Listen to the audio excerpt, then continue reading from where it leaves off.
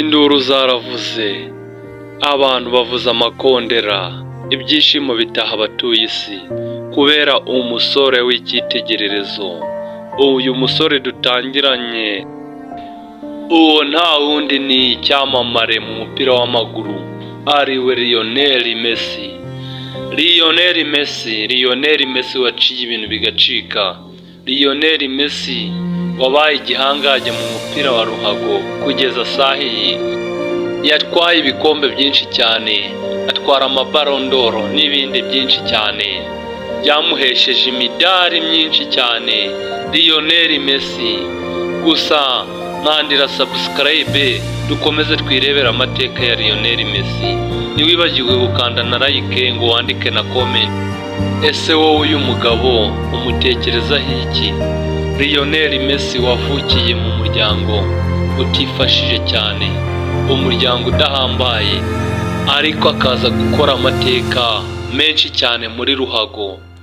Lionel Messi wavutse ku itariki 24 Kamena mu 1987.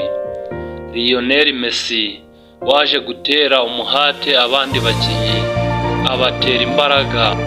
Gusa iyo urebye Lionel Messi muri kamere ye cyangwa usanga Lionel Messi ari umuntu utavuga amagambo menshi cyane, yivugira amagambo make gusa.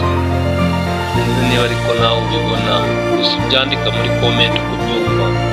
Lionel Messi ni umuntu wahinduye amateka y'isi muri ruhago, ni umuntu wakoze ibitangaza muri ruhago. Gusa iyo urebye Lionel Messi ni umuntu ubona ko yagize ikibazo mu mikurire ye, ikibazo cyo kudakura ngo abe muremure.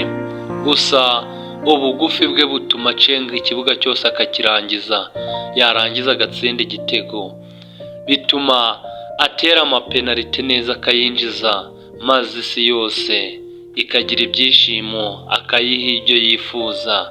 Lionel Messi akunzwe na benshi kandi ashakwa na benshi. Ese wowe ni iyihe mpano yawe ushaka kuzamura nawe ukaba icyamamare? Ntawe utaba icyamamare, ntawe utabigeraho. Icya mbere ni ukubanza wareba impano yawe, noneho ukayiteza imbere, ukayikoresha neza, ubundi nawe ukareba ibyo uzabona. Andika muri komenti uko ubyumva, andika muri komenti uwo ushaka kuba we. Tuzahurira mu kindi kiganiro, mukomeze kugira ibihe byiza. Yari Jean Dola pe, murakoze.